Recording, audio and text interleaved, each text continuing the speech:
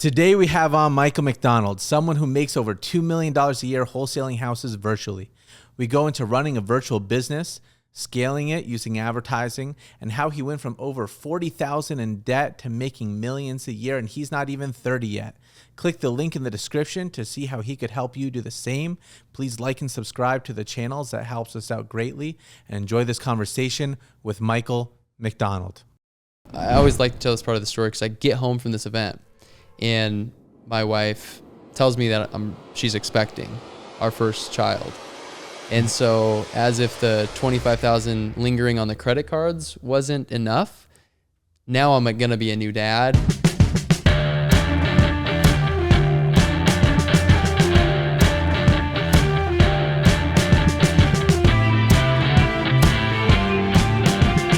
You make over $2 million a year wholesaling houses, but how did you get started?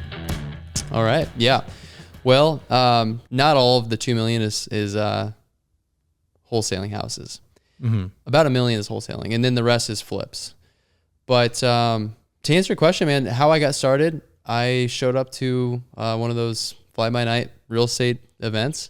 Mm-hmm. My buddy's like, dude, you're an entrepreneur type. Like, you should come to this with me. It's a free event. And so we showed up. We're like, all right, let's see what they have.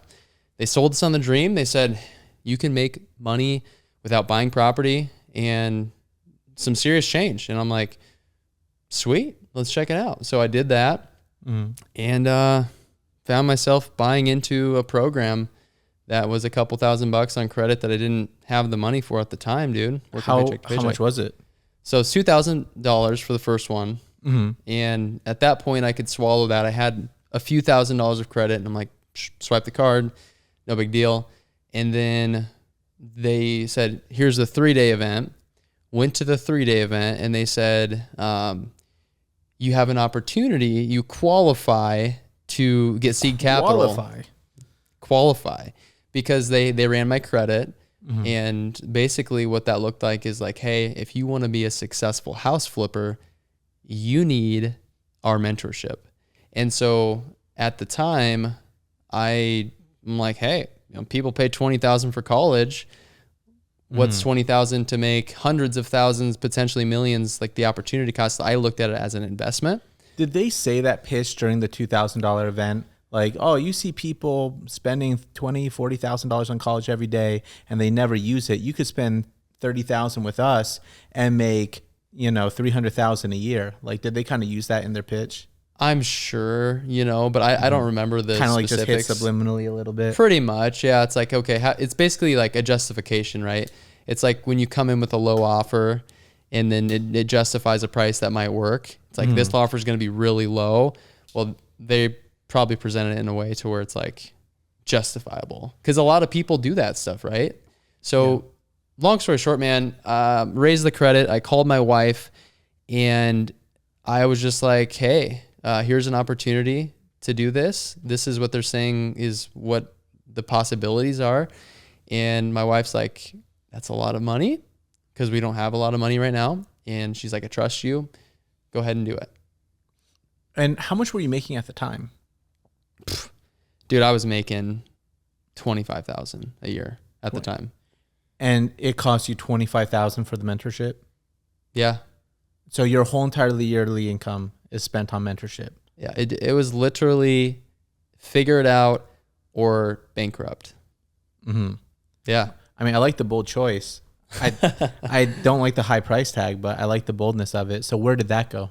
Yeah, well, I always like to tell this part of the story because I get home from this event and my wife tells me that she's expecting our first child.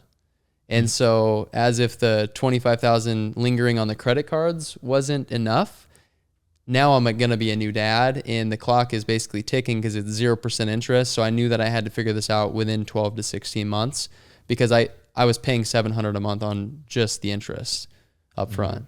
And that was like, not the interest, the minimum payment, right, on the credit cards. So anyway, I just wanted to share that because that was clearly a stressful time in the... That's a lot of stress. A baby coming on the way. Yeah. You got to figure this thing out. Yeah. So you're like, you got to figure this thing out. So then how long did it take you to figure it out? What happened from that? Yep. So essentially was following their instructions. At the time, I was trying to buy houses on the MLS. So I was basically using a template. I was submitting the offers, and that was about 4 months before I realized that ain't it for me. It wasn't working. That was in 2018.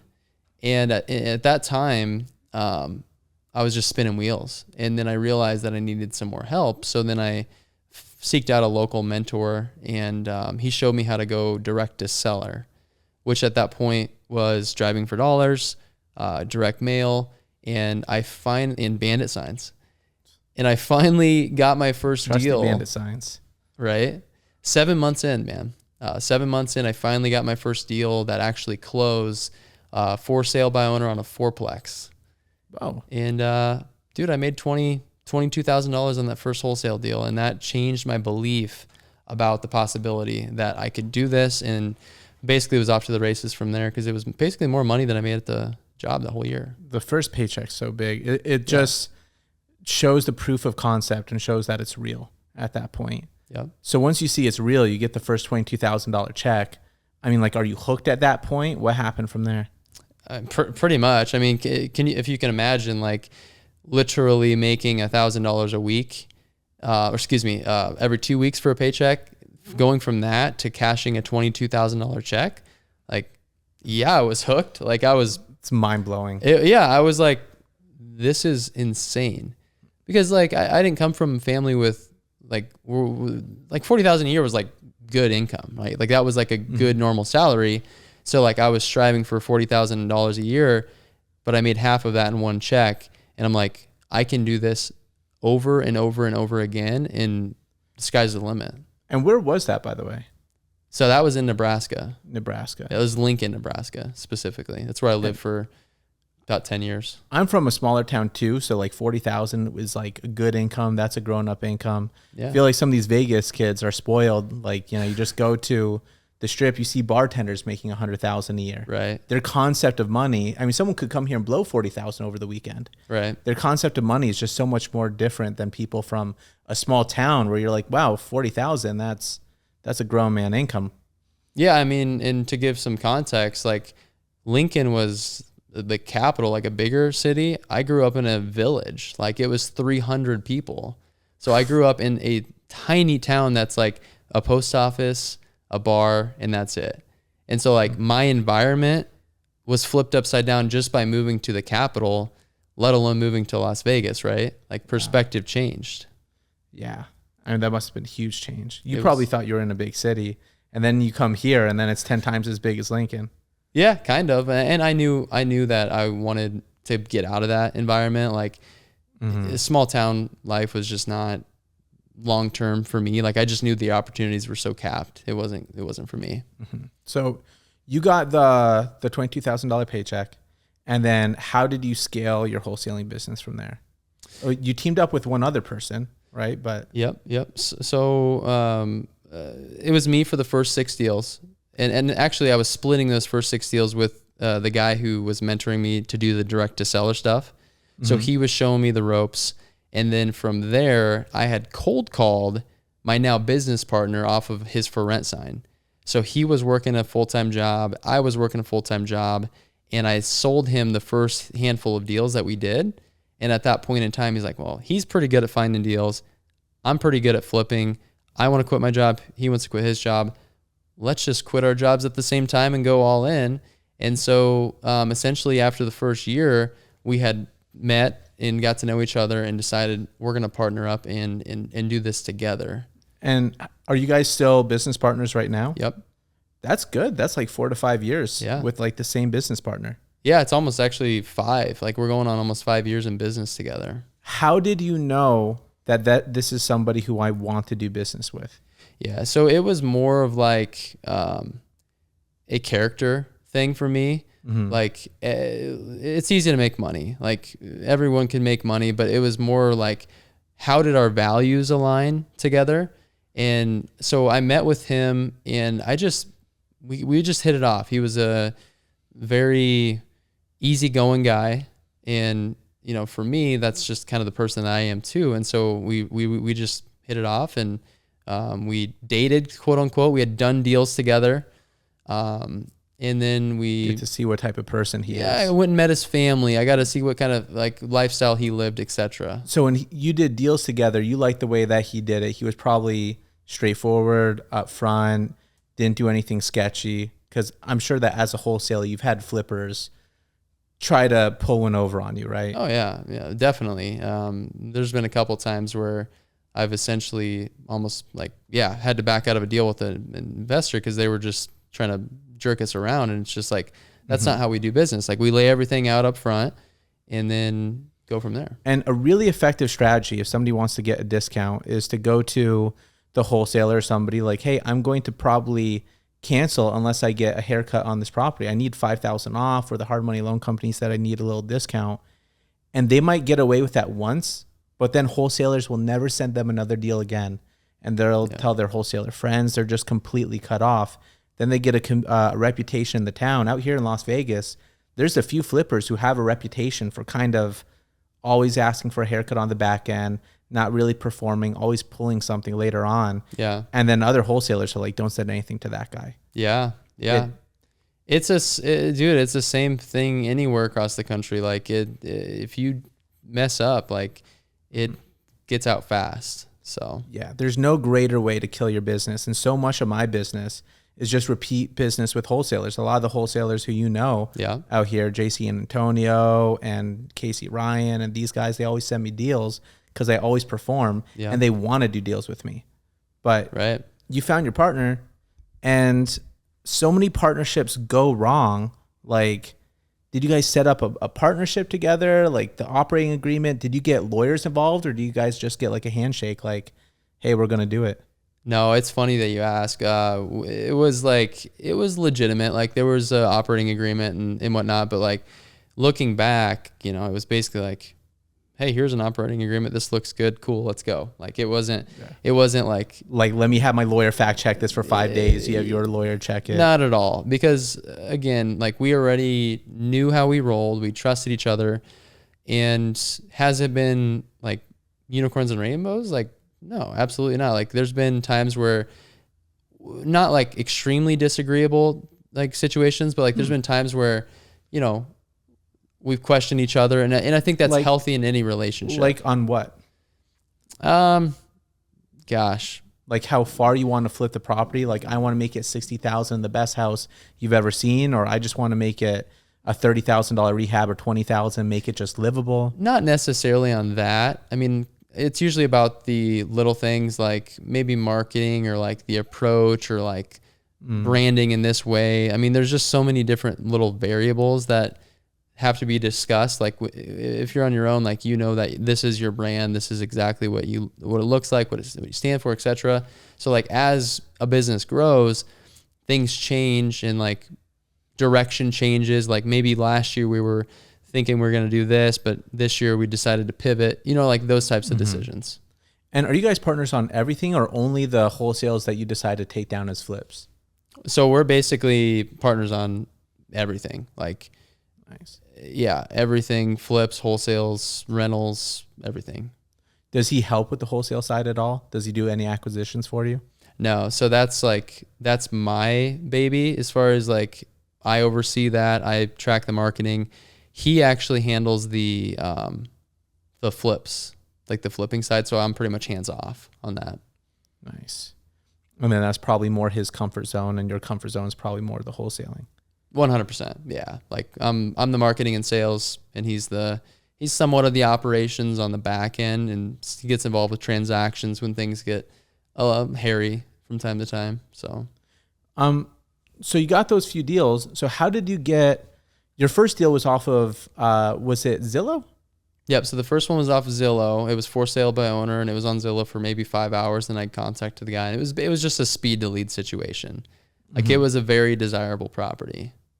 And where do you say you spend all your marketing right now? So like after that deal, you probably invested a lot in marketing. Like what did the model end up looking like? Yeah. So it's been ever changing. What's important, like that I want people to understand, because I'll start talking about like like how much we're spending on marketing and stuff like that. And like, it's going to be overwhelming for people who are just trying to get their first deal. But so for us, it was like, hey, we each had $500 that we had left over that we could contribute to marketing. And at first it was direct mail, like a very niche direct mail. So I want to talk about the progression, because direct mail is still a part of our business today, but it was $500, month in and month out. We get a deal. We wouldn't go like pay ourselves every last penny. We would put money back towards the operation because we wanted to build a business. So we were putting 30%, 40% back towards operations, and then we'd take whatever was left, right? Like for the owner pay. Yeah. And so you start with direct mail. Like what's the minimum you need to have an effective campaign with direct mail? And then how much time do you need? That's a very loaded question, because it depends on who you're mailing, right? Mm-hmm. If you're mailing foreclosures, people who are in trouble, divorce, inheritance, those types of people, your sample size can be a lot smaller, right? So somebody could probably send out 100 mailers, and all it takes is one person who inherited a property that calls them to get a deal, right? But we both know that it's a numbers game. Yeah. So at the end of the day, we send out tens of thousands of mail. So my acquisition guy, he just bought a house today, 1970 some house in Omaha, $120,000 pickup, $230,000 ARV, clean house, great spread. Huge, like a great deal. That was from a piece of direct mail. And we sent out 70,000 letters over the course of 2 months. Wow. And how much did those 70,000 letters cost you? 33,000, something like that. 33,000. That's a lot of money to spend. Yeah, it is a lot of money. It's scary. Even though we know it works, you have to have a way to funnel. Like you have to have a way to answer those calls. You have to have a way to set up appointments. You have to have a process to handle the deals responsibly. I do want to talk about the progression, because some people always talk about the end result. I mean, right now, Ryan Pineda has videos out there like, man, do you want to make more money? Spend $60,000 on a private chef. Why would you waste all this time cooking? Okay, have somebody else cook for you. Okay, and you could spend all your time working more. Yeah, because you make millions of dollars a year, and your time is that valuable where you could spend $60,000 on a chef. But that's not how we started off. Yeah. So like when you started off, what did the first year of marketing look like for you? And then we could fast forward like maybe 4 years later, like to what that grew to. Yep. So I'll keep going. So $500 a month direct mail. And then we closed a $16,000 wholesale. We rolled more money back into marketing. And then we started to look at specific channels. So we focused in on one channel until it got to the point where it was consistent. And we're like, okay, this is clearly bringing us deals. So we're going to spend, rather than $500, now it's $2,000 a month on direct mail specifically. And then we would get a deal from that. And then we put more money back into it. So now rather than $2,000, it's $3,000, right? We just literally scaled like slowly with one channel. And then as soon as we got consistent with that and pretty much put it on autopilot, we went ahead and added another channel. And Google Ads was a channel that we added. And very effective. Yep, it's very effective. Good motivated sellers that call that channel. And I outsourced it because I didn't know what I was doing at the time with it. Now I run my own, and I have a team who helped me with that. And so maybe it was $3,000 on Google Ads. But the whole time, what's important is that I know how many dollars I spend on this channel and how many dollars that gives me back, because I have a number associated with direct mail. I have a number associated with Google Ads. And when that deal comes into my system, when that profit closes, it gives credit to the direct mail. It gives credit to the Google Ads, to where now I can say, okay, over the last quarter, I spent $6,000 on direct mail, and I did 2 deals, and I made $35,000. So what's my ROI on that, right? So then I just do the math. 29,000. And then I'm like, well, if I can do that at a bigger level, how many dollars can I put into this machine? Literally, that's the way I look at it. and how many dollars is it going to spit back out until there's no return to give. And then how far do you have to go till you get like diminishing returns? So market size is key. I haven't explored it as much with Las Vegas, but I have a feeling it's probably a lot more significant of a spend. Clearly, it's a bigger market. Yeah. There's a lot of competition. Yeah, I found like a market like Lincoln and Omaha, 1.2 million people total between the two markets. We're starting to feel capped out around the 40,000 a month mark. And Google ad spend? In everything. Google ads, you could only spend 10,000 probably a month before you've got the market share at that point. No other leads are going to come in. Your campaign's going to say, hey, we don't have any more leads for you because you spent enough money to be shown for every one. And you double tap the market too with your you're on like television, you have the TV ads, and then you also have the mailers too, and then they all kind of synergize with each other. Yeah. So one thing that was big for me, and I mean for pretty much anybody watching, like if you want to build a brand in a business, you should be thinking about your brand and becoming omnipresent and known. Anytime anybody hears or sees or whatever, it's your brand. And so that's what we did. TV, we're on TV. Somebody's scrolling through Facebook, we got Facebook ads. Somebody searches on Google, Summer House, there's our company. We're getting customer reviews. So if anyone's even thinking about it, anywhere in Nebraska, you got them locked up. Pretty much. I mean, that's the goal, right? Is like we don't want there to be any question about who are they going to call. It's like, well, it's obvious that they should call our company because if they did a Google search, they're going to see that we have 100 5-star reviews. And I actually had a seller the other day. It's funny because sometimes I'll talk to sellers and help my team out to get a deal to the finish line. They're like, I did a search on your company and I couldn't find a single negative thing. And I thought it was like too good to be true. It's like, I'm like, you need to, dude. Especially for a wholesaling company. Yeah. Because some people, they're happy when they sell it and they get the paycheck, but then they see how much you make and then they get a little jealous from it. It's never happened. This only happened once, and we do have a 1-star review from that. We had a older lady who we actually didn't even wholesale it. We bought the house and we turned around and wholesaled it. And I think it was like a $50,000 profit, right? And she was well aware of everything that was going on. She was not, just want to throw this out there because obviously there's a gray area when it comes to older folks and are they capable of making the best decision, right? Yeah.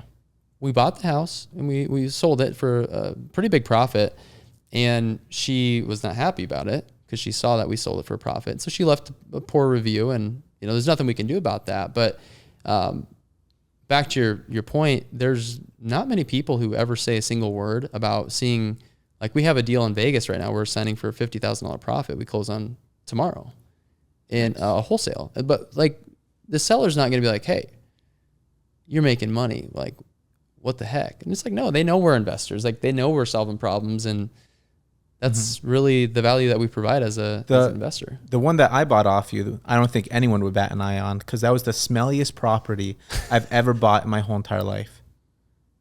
It was so disgusting. That was a pretty sick house, but I got a better one for you coming up. Do you remember the smell of it? Yeah, it was like they were like breeding dogs in the house. Breeding dogs, and they let the dogs go to the bathroom. The whole backyard was, I mean, no joke, about like 30% nothing but poop. I don't think they ever cleaned up the poop ever. Yeah. And you can, we had to cut out drywall. We had to do special kills. We did all the ventilation systems. We had to like put like a type of vapor or something in there to get out all the germs. Dude, it was a huge process to clean it. Kudos to you for buying that house, because after I walked it, I'm like, whoa, this is pretty bad. And that was in 2020. That's how I knew I had COVID, because I walked in there. Couldn't smell. And they're like, yeah, the smell came back. I'm like, I can't smell anything. And Marlon said, really, with your big ass nose? And I'm like, yeah, I can't smell anything. And then like, I smelled my coffee, smelled my girlfriend's hair. I'm like, you know what? I don't think I can smell anything at all. Yeah. And then that's how I found out I had COVID. you live to tell to tell the story, dude. I'm excited for you. Yeah. Like, a lot of people, it was pretty scary times, honestly. So yeah, it was insane. But I mean, that was no one would bat an eye on that one. But for the ones that are like really easy, you know, there's even some in like, in the easy parts of town where I put money in it just so that the appraisers can see that I did something to it. Oh, really? Because on the back end? Yeah, because if the appraisers see that I bought a property and they see the old MLS photos or they see any old photos and then they see it sell and it looks like nothing was done to it. Yeah. They're like, why did you just buy it at 300? Now you're selling it at 380 and nothing was done to it. Yeah. And they don't give me the valuation. They're using my own house as a comp with the 300. Interesting. Yeah, that's it's how they run their numbers, I guess. But to me, it's like I don't even like. It doesn't bother me if I buy a house from somebody and go make $100,000 like immediately. Mm-hmm. That's okay. Like I just don't see why somebody would care. You know what I mean? Like it solved the problem. To go off topic on it a little bit, have you ever gotten in trouble from a wholesale that was too big? No, I've talked to buyers up front about, hey, we're going to make a pretty good rip on this one. Mm-hmm. Do you care?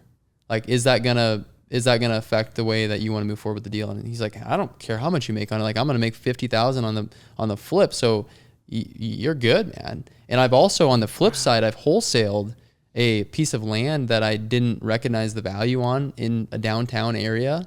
Mm-hmm. And the other investor that bought it from me, it's funny, full circle, I actually consult now. He worked with the developer and he made a 6-figure profit on it. I made a $10,000 wholesale fee. He made a 6-figure profit on a piece of land that I thought was worth $40,000. So you just don't know what you don't know, right? But at the end of the day, am I mad that he did that? Of course not. Do I wish he would have said, hey man, let's partner on this and let's make 6-figure profit? Of course I do. But that wasn't the case, and it's totally fine. I'm not going to hold it against him. And you like that he made the money too. Yeah. Like I can see it. You're like, yeah, it's cool. It's cool, but money. Do I wish it was me? Of course. Like that would have been way cooler, but yeah. So you spent 40,000 AdSense there, but you're in other markets, right? Like how many markets are you in for wholesaling? Yeah. So this is what's changed. So, we initially, our vision was, let's go into 12 core markets and let's just turn up the heat. Let's just dominate. But what we didn't realize is how much capacity and team infrastructure that you actually have to efficiently run 12 markets. And so I've wholesaled houses all across the country, and we still get leads all across the country, but it's not as much of a focus for me. Like I'm more interested in going deeper and building wealth by buying the houses. And when you get into like 12 different markets, it's hard to really understand what type of a neighborhood it is, like all of the nuances that you as a local flipper are going to know much better than me. So we might get ourselves in trouble if we do that. So we just kind of pivoted and decided to laser focus. And how are you getting the deals in the other markets? Advertising. So PPC is a big one. Pretty much any national wholesaler is going to tell you that PPC is probably their top marketing channel because it's going to bring the hottest leads. And is that the same as Google Ads, or is that? Yep. So it's pay per click. In other words, Google Ads. Mm-hmm. Yeah. So all the ones that you spend in Nebraska, are they like hitting other areas, or are you targeting, Omaha? Are you targeting, and Lincoln? Are you targeting like Phoenix, Vegas? Is it like a shotgun approach, or are you very direct? I've done everything. I've done a shotgun approach, and I've had more leads than my team knew what to do with. But with that is you have leads that you can't really monetize because it's like, oh shoot, like the Zestimate's 190,000, but we buy the house for 15 and nobody wants to buy it, right? Like it sounds unbelievable, but I'll buy it. Yeah, well, right. I don't know where it is. I don't know where this town is. I'll buy it. You would think, but then you're like, oh wait, Zestimate doesn't. The Zillow in the actual comps aren't very legitimate because the last house that sold was 4 years ago, and there's no legitimate data to back up this Zestimate. You know what I mean? So it is a lot harder to underwrite in those smaller markets. And when you get that, you got to think there's no way anyone could lose money with a $15,000 house. Someone's got to buy it. Yeah, in most cases that is true. That was maybe a bit of an exaggerating number, right? Yeah. But I have bought a house for $17,000. It was a 1990 some ranch in a small town. The proximity was close enough to a major market to where there was interest, and it was a $165,000 resell and $100,000 flip profit in a small town from a Google ad. Wow. Yeah, dude. So, I mean, you can't write them off, but we've also had 20 contracts in small towns where we couldn't move them. So pretty soon it's like you think you're high on life and you're making all this money, you're counting all this money, and then all of a sudden the reality sets in and it's like, oh, we can't find a buyer for these. So now what? So then you learn from that. And that's a lesson that I learned. So is that because there's no investors in those communities? Is that because you don't know the investors in those communities? Like, what is, how would you deal with it? Yeah, so it's a combination. So less buyers, clearly, less demand, market's not moving, and labor. Good luck finding labor if you did buy it. So, if there were like 20 of me or 20 of you, and you could focus all of your attention on this and figuring out how to get all the contractors here and dealing with actually buying it, that's a different story. But that's where the capacity comes in, is like, I don't have the time, and it's an opportunity cost. It takes away from my main market where we're making the most amount of money. So we got to put our focus on that. So like your main market is clearly Lincoln and Omaha. Yeah. Right. Are those are basically like twin cities almost, pretty right? much. Because they're pretty close. They're like 45 minutes from each other. Yeah. So that's like your main market. I'll consider that as basically one for right now. Mm-hmm. What percentage of deals that you do is in Nebraska versus other areas? Yeah. So I would say it's like the 80-20 rule, man. Which is no surprise, right? We spend 80% of our money in this area. 80% of our deals in volume come from that area. The other 20% just kind of is from casting a wider net. When we were casting a wider net, right? Because I've ran national Facebook ad campaigns and we get leads everywhere you can think of. I've ran national PPC campaigns, but the best approach is like really pick like 2 or 3 markets. Like pick a few that you can run those campaigns to, and you're going to have more success with that. So what's your strategy going forward? Like, do you think that you're going to keep on investing in certain cities and then eventually you're just going to hit the wishing well or whatever, and it's just going to keep on hitting? Like for some reason, all your leads are just paying off, and like, okay, now let's double down, triple down in this neighborhood. Let's triple down in Reno, triple down in, some other place. Yeah, I think it's just like where the resources are in terms of not money, but more of like the infrastructure, the team, the ability to like responsibly buy a property and then take care of it to get it stabilized. And then obviously if flipping is all we did, then that's one thing, but flipping is not all I want to do. Like we're also holding properties. Like flipping, I completely understand. Stick to one market because you got to have the same contractors, the same people to look at it. It's a lot more difficult than people give it credit for. Yeah, Meaning there's more that could go wrong with it, more potential downside. But as far as like wholesaling, what are the things that you're looking for in those markets? Like, do you want not a lot of competition, or there's people who make a lot of money in Vegas, but you're competing with a lot of people? Yeah, well, there's competition everywhere you go. The way I see it is, I make friends, like, obviously like we've became friends through doing a deal together, right? Mm-hmm. So I make friends with a lot of people that we do business with, and I do deals with my friends, which happens to be the biggest competitors in town, right? So like I've pretty much done deals, like not necessarily in Vegas with all the competitors. Like I'm starting to run into more people that I know that I'm creating relationships with, just because I'm not actively doing as many deals here. We have 5 going on right now, but it's not like back there where 5 Vegas deals at one time. Yeah, that's big. Yeah. I mean, they're wholesales. They're all wholesales, so we can do more of them. Which is still, Vegas is insanely competitive.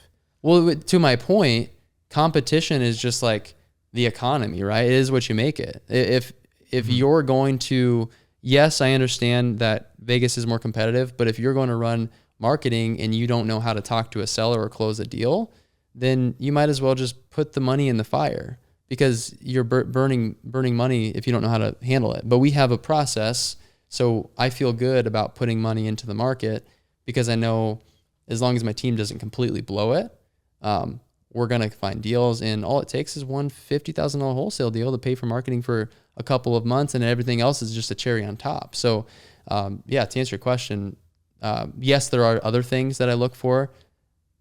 Competition is a real thing. So don't let me, what I just said, totally make you think that I don't believe in that there is some. But for the most part, size of market has a factor. So I don't necessarily want to go into a Phoenix unless it's my backyard, right? Yeah. Home price, right? I like a medium home price, about like Vegas and lower. I don't want to go necessarily do deals in a higher price market, because I like multiple exit strategies. So I like the ability to feel good about buying the house if I had to. So when you look at California, I mean, hey, if you're wholesaling something for, you lock it up at 800,000, you dispo it at 900,000, that's $100,000 spread. Yep. But I mean, that's the same as an $80,000 house to a $90,000 house somewhere else. So like the wholesale fees are so much bigger out there, but you're kind of scared to take it down. Yeah, it's really more risk, there has to be more reward. So we have, and I did this basically just to like, I hate to say it, but I kind of had a chip on my shoulder about California. And people in California who are watching this, like, guys, I know it's hard to get a deal done there sometimes, because there's a lot of marketing, like a lot of competition in the markets. It was nuts for a while. So I'm like, okay, I'm gonna go run some campaigns in California. And I ran a Google ad campaign to Central California, and we did a deal within a month and a half in Central California. Virtually never talked to the seller, never looked at the house. I didn't even contract the house. My team ran the whole deal, and we sold it to, I think, Wedgwood, and we made a $27,000 profit. Okay, that's big. Yeah, it's awesome. And people are probably saying I'm going to get a further chip on your shoulder. Go get a deal in LA or San Francisco and make a profit on it. Yeah, well, because they're not doing deals in Central California.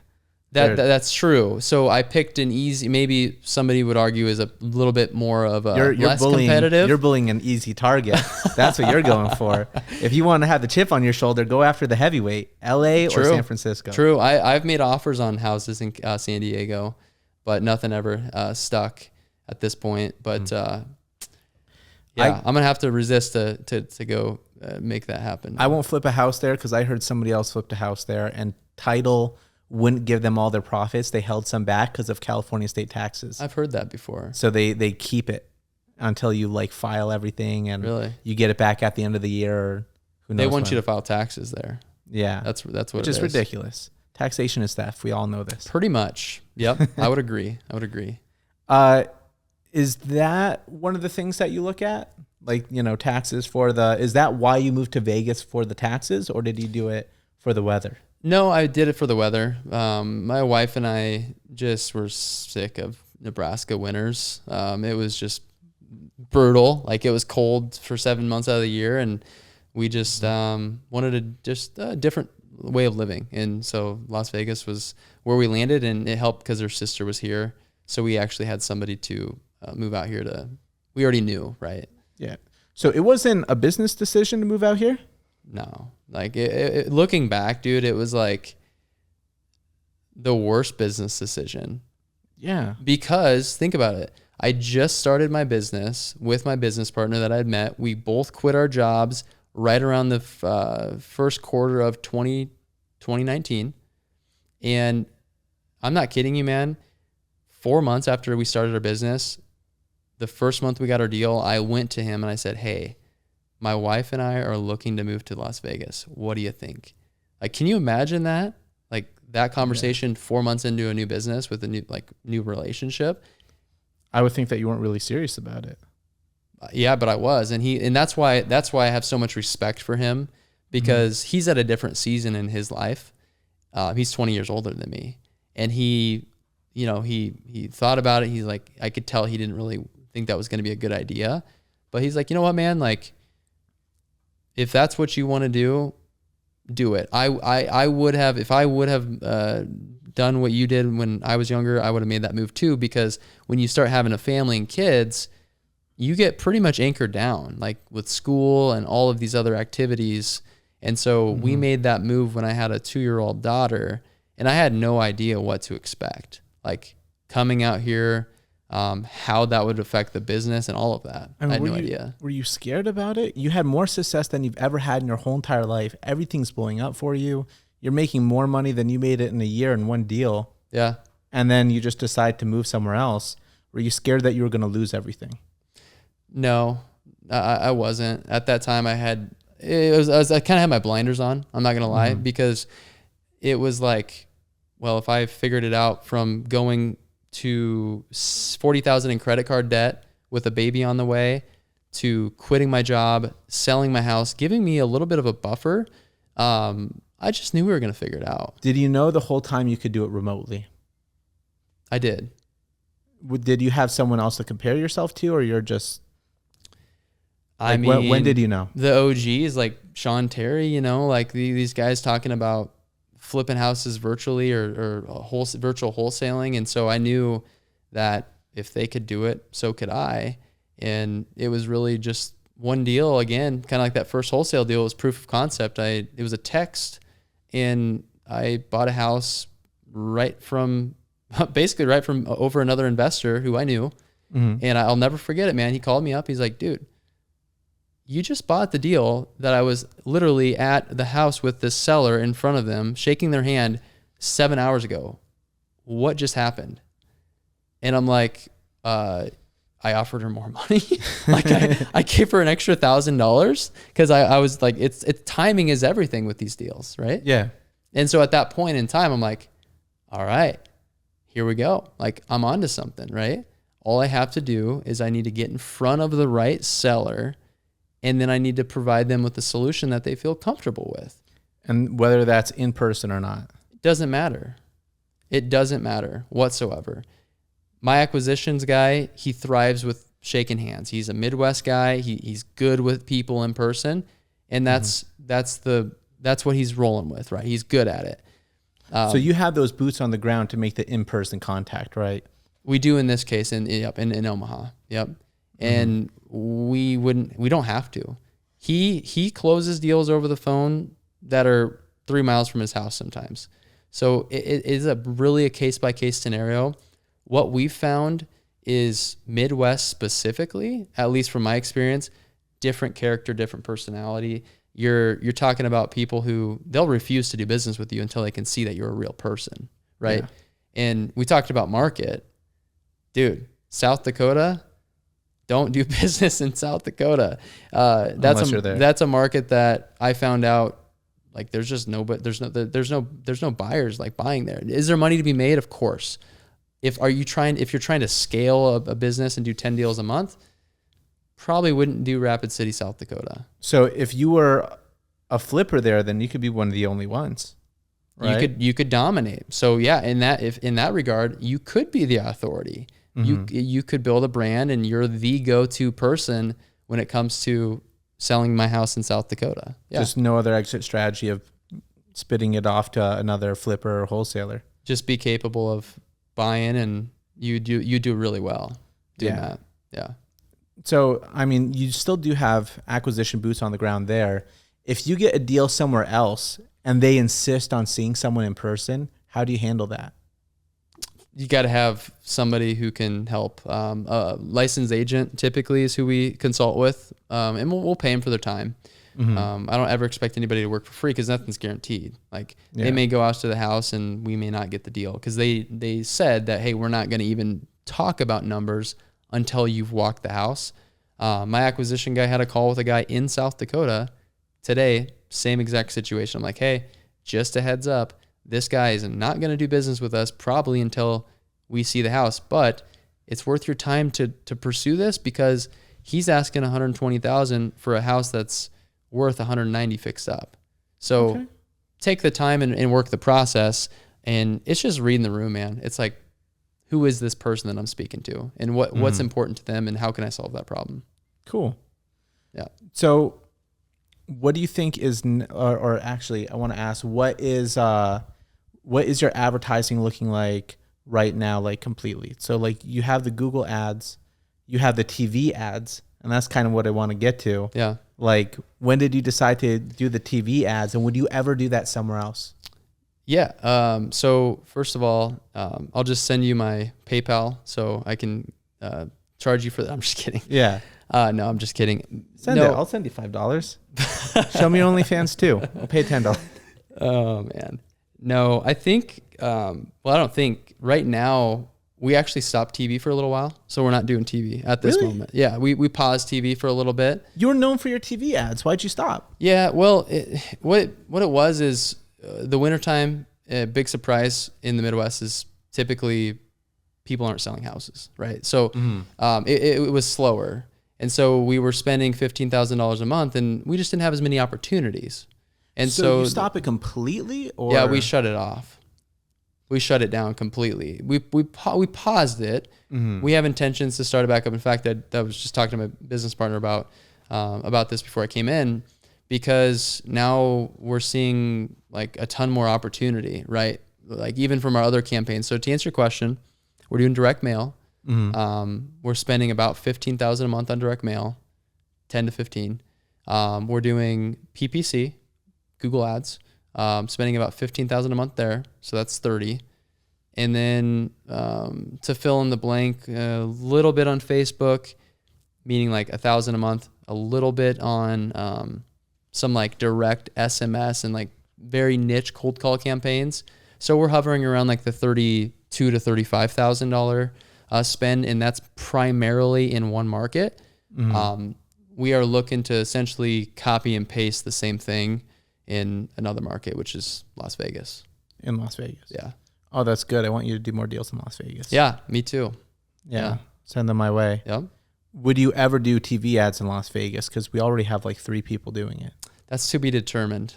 Yeah, we'll see. Who is doing it? I was going to ask you about that, by the way. Who's running PP or who's running TV out here? And I would be curious, like, for people watching this, like, who are they having success with it? Pineda does, or he did. So some people, I mean, I don't watch television, so I don't. Yeah, exactly. And the shows that they're going to put it on, I mean, if I did watch television, I'm either watching NBA Finals or I'm watching like Comedy Central. You don't watch Judge Judy?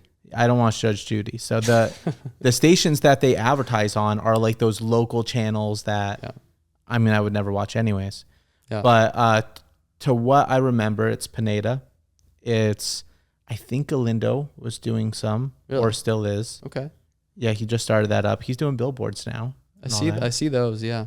I think Troy Kearns did, but he's basically out of our market now.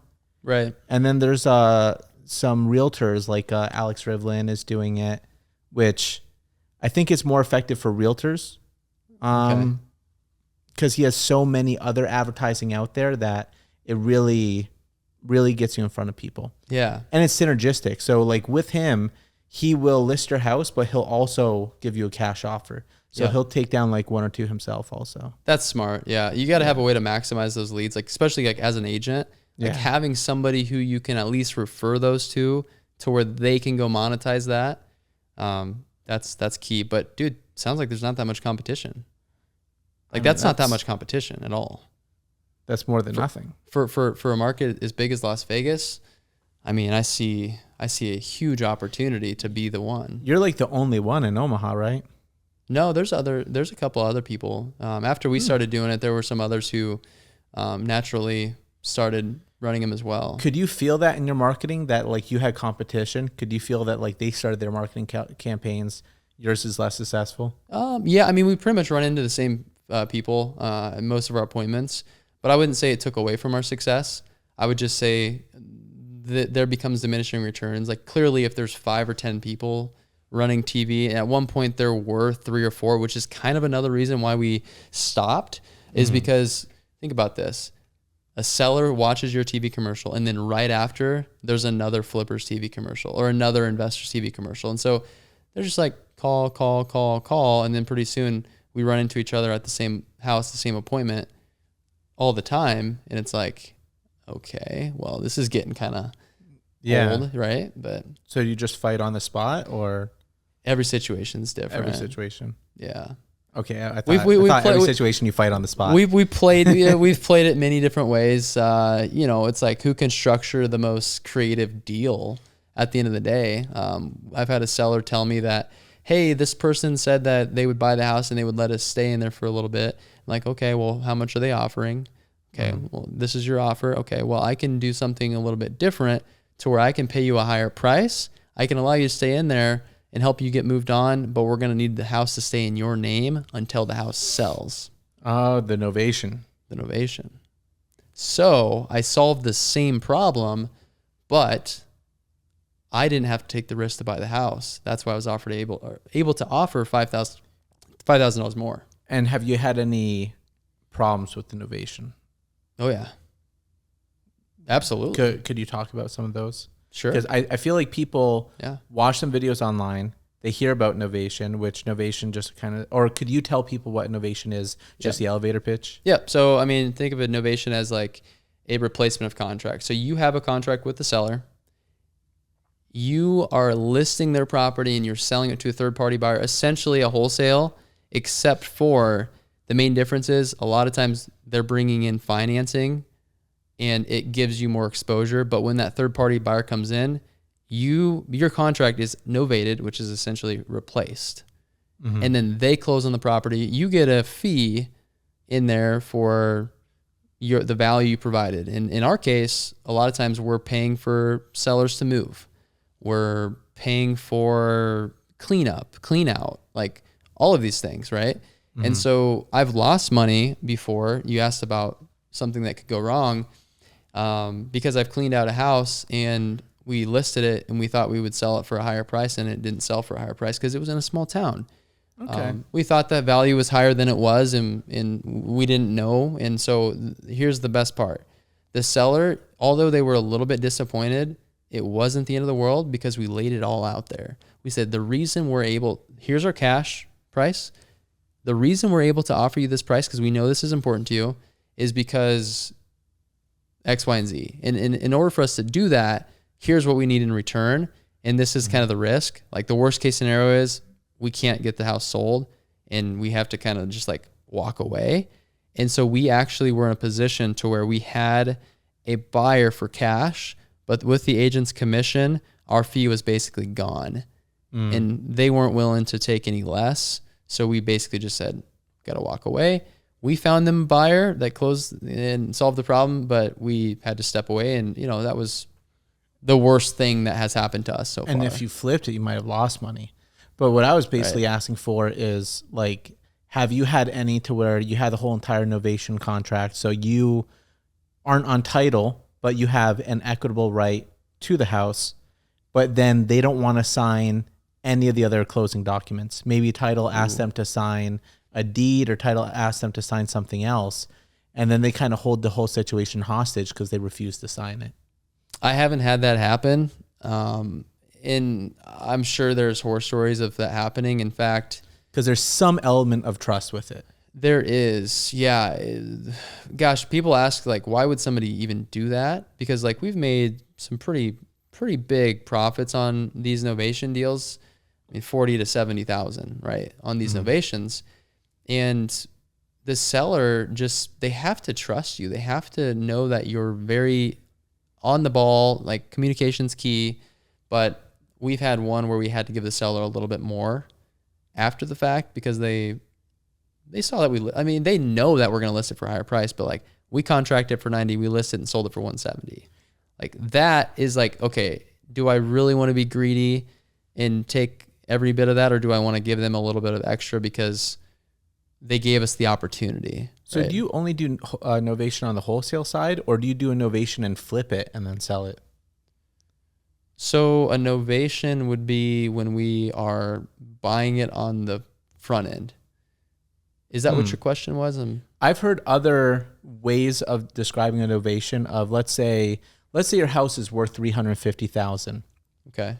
I have a contract with you that, hey, we keep this in your name. I don't do the double close because, as you know, in real estate, when I buy it and then I sell it on the back end, there's all these closing costs lost, and I have to put in my own money and all that. So what I see a lot of people, and Pace Morby is teaching this, what a lot of people are doing is they'll get it so that, hey, anything under 250,000 goes to you. Yeah. I'll put in all my own money to rehab it and flip it so that we could sell it for 350. Because right now, seller, your house might only be worth 270. We need to put in all this money to flip it, and you don't have that money. Yep. Right? Yep. We did do that on a higher price point flip that we did because we knew it needed to be totally rehabbed. And these don't work as good if you're going to try to sell them as is with properties that need a lot of work. Like, unless you're going to do that. And so we have done that where we went in and we actually had a fix up agreement and, hey, here's the scope of work and here's what we're going to do. And we put, $40,000 into the property. And then we flip, net, here's your net price. We're going to fix it up, put all this money into it to get it to sell for a higher price. Yeah. And then did that too. Yeah. And another way that I've heard it done, just kind of add a little bit of value for anybody who's watching, is if they really truly think the ARV is 400,000, you really think I couldn't bet on it being more than 350. And obviously this will be more relatable in higher price points when ARVs are a little bit more unpredictable. But so let's say they think it's worth 600, you think it's worth 550. Instead of, you could say, hey, I'll buy this for 400,000. I put in my money for it, right? So anything under 400,000 is yours right away. I'm going to put in 50,000 into it. That's what I think it'll cost. So that gets us to 450. Everything past the 450 mark, we split 50-50. So, hey, if it sells for 550, we make 50,000 each. If it does sell for 600, like you say, then we both get 75,000 each. And that's a way to make it so that, hey, if you really think it's that much, and I only think it's this much, well, let's make money together. And then you're both wanting it to get a higher price. I like that. Yeah, that's definitely unique. And personally, I don't like the idea of having to do too many deals like that because it just gets kind of messy. It gets messy. There's a lot of moving parts and layers, and now you don't want the seller like counting your money. You know what I mean? Like, how do I know you? How do I know? Show me the P&L and all these things. So it probably works well if you need to put a deal together, but I would not do that at volume. A lot of these things, there's a lot of things that work beautifully on paper, but then once you put it into practice, there's just too much that can go wrong. Yeah. And when there's too much, I mean, I can tell you're very seasoned because when there's too many moving parts, you're like, something's going to go wrong. I can see it on your face. Yeah. You're already like, it's too complicated. I just do simple things. It always does. And we do complex transactions. I mean, every novation transaction's complex. Just because you have more people. You have a real estate agent. You are facilitating cleanouts. You've got to get permission to sign the listings and like they have to sign disclosures. There's just so many moving parts, right? But I will tell you one thing, you can definitely beat out a lot of other buyers if you can convince somebody to do this program. Yeah. For example, I got a deal right now where we beat out every hedge fund. The sellers shop the offer and it hasn't closed yet, right? So we got to get there, but we beat out Open Door, we beat out OfferPad, and like, how high their offers are. Yeah, typically. Especially on paper. They do people with it. That's true. They offer them 400,000, then minus this price, minus relisting fee, minus this. They only get 350,000, but they offered them 400,000. Exactly, and that's kind of what we have to educate sellers on, because at the end of the day, they're like, oh, well, they offered me this. Well, it's like, okay, what about when they come out and look at the house and then shave off $20,000 for this fix up or this fee or whatever, right? So you just gotta educate and let people know what you're getting into. And so you made a name for yourself by kind of being like a remote wholesaler or operating a remote business. Yeah. What are your biggest challenges with having a remote business? Yeah. So biggest challenges, it's ever changing, man. But culture, getting your acquisitions team and people just really excited and fired up every single day. Think about it. Like if you're on an island versus, depending on your personality, in an office with people who are closing deals, ringing bells, giving high fives, having fun, that's a lot different than as if you're in your own home office. In an office, they can feel it. They can give that Wolf of Wall Street speech. I don't think he could have given that Wolf of Wall Street speech over Zoom. No, it's certainly different. So that has been a challenge. What else? Just like accountability. I think, you know, you got to trust that they're going to, you know, clearly the numbers don't lie, right? Like the calls, the sales, are they closing deals, etc. But it's a little bit more difficult to hold that accountability at the highest level that I found, at least when you're like not in an office. Yeah. So how old were you when you went to that seminar that kind of got you into real estate? That was 6 years ago. So it was 24. You're 24? Yep. Was there any books that you read or anything that kind of like shaped your mindset to where it's like, I'm going to be an entrepreneur before you went to that seminar? Dude, that's a good question. I don't think I even touched personal development at a high level. I wasn't listening to podcasts or reading that many books. In fact, like I didn't like reading books. And maybe it was right around the same time I had joined a MLM. Oh, and which one, if you don't mind me asking? World Ventures. Okay, I haven't heard of that. It was a travel club essentially. But I had joined that and I'd met some people who were aspiring. I mean, you're an entrepreneur if you're doing MLM because you're basically running your own business. And so maybe I had read a book or tapped into that creative side. But other than that, man, it was not until I went to that education, that conference, until I started hearing about books like Rich Dad, Poor Dad.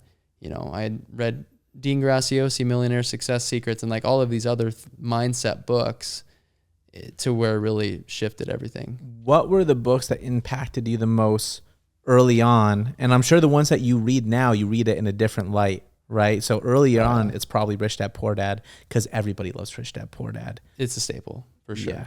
But as you get going, there's ones that are more like traction, ones that are more like, you know, some of the more, you know, Thinking Fast and Slow, the more advanced books out there, Measure What Matters, where people get KPIs and all that from. Yeah. What are some of the books that stood out to you of like when you read it, it changed your business? Well, here's the thing. Like there are so many good business books out there. Like I read Traction in the beginning and like we follow EOS. It's like people don't know what that is. Like that's how we run our business, right? It's an entrepreneurial operating system. And so that was a staple. But dude, at the end of the day, it's like, it's mindset. Any book that you can get your hands on that you can focus on mindset, like none of us are going to have this figured out. Like I'm still learning and growing as a business owner, as a leader, as a person, because like if you stop growing, you're basically dying. And so Millionaire Morning or Miracle Morning. Have you heard of that book? Yeah, I've heard of that. Yeah. So like, it's a super simple concept, right? It's like create habits that are going to move the needle. So what were the 5 habits? It was silence, affirmations, visualizations, exercise, read, and journal. And so I started studying like millionaires and I started studying people who look to have it figured out, right? The people who are successful. And I just saw a consistency that these people, they gave themselves time to think in the morning. They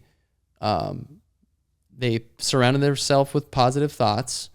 They visualized what they want for their future. They took care of themselves. They exercised. They read books, right? And they wrote down their thoughts. And so I literally started just waking up earlier, 2 hours earlier in the morning. 6 o'clock was early for me, but then it became 4. So I was waking up like graveyard hours in the early beginning days. And I just started consuming myself with nothing but positivity, like Bob Proctor, Secret, like those types of things. And at the end of the day, like it's still a mindset thing. Like it's all in our heads, guys. I love that you described it as time to think, because when I was younger, I'd hear people say meditate. And I thought that was so corny. The easiest way that you could lose me with anything is just by being corny with things. And I just thought that whenever people said meditate, they're just sitting like a Buddhist monk, like Buddha, for an hour. But then I heard Naval Ravikant talk about what meditation it really is just time to think, time to just be alone and think about the day. And when he said it like that, it took the cringe out of it. And I'm like, yeah, you really need the time to think and think about all the problems. It's awareness. Like if you don't have time to slow down and ask yourself like why we do what we do, you're just like, it's like ignorant. Like you're just like running through life without having an understanding of what's happening. It's like the rat race that people talk about.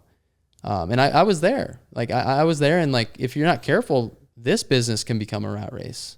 Yeah. Right? So if you don't have time to stop and think and ask yourself like, how do I define success? What does success mean to me? And just because Michael's over here running a remote business doesn't mean that that's going to be a good business for you. Or just because you're flipping properties, it doesn't mean that I want to flip property. You know what I mean? So like you have to ask yourself that question and really think about what you truly want and what's going to serve you in your life. Yeah.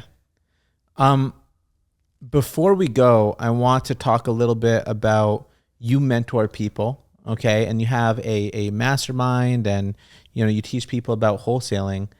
Could you speak a little bit about that and how people can get in touch with you and what you do? Yeah, absolutely. So the couple ways that we could work together. Number one is I just have a course where if you wanted to set your business up as a business, you can get the course, do it yourself, hands-on, and that's great. If you want a little bit more help, I do have a group coaching where people come in. We do bi-weekly Zoom calls.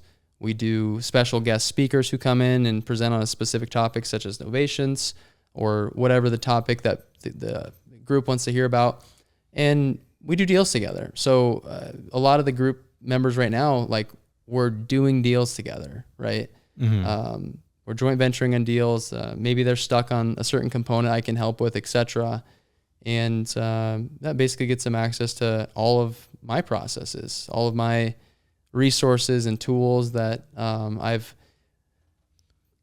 got over the years. If they want to learn how to set up their own Google ad campaign, and by the way, I set up Google ads to market this podcast very recently. Oh yeah? And it's blowing up from it. I mean, it's super effective. I love it, man. It works. Yeah. Every time it plays, it counts as a view also. It's insane. Sweet. Yeah. But if they want to learn how to set up mailers and Google ads and all that, you teach them how to do it? Yeah. In fact, that's actually one thing that I've dialed in because I've done enough of it. So we actually put together a Google Ads mastery like component. So if you wanted to join the group, you automatically get access to the Google Ads mastery. And then of course I teach how to run direct mail campaigns, how to set up all the systems, the back end, all of that fun stuff. Oh, awesome. So we teach all about that. Cool. Yeah. And then where can people find you? Yeah. So you can check out my website. It's thevirtualmillionaires.com. Free resources on there. There's acquisitions accelerator. Anybody wants to check it out, you can grab that for free. And check me out on Instagram, Michael McDonald, REI. And yeah, you put out some good content, man. But hey, appreciate it. Glad to have you on. Thanks, brother.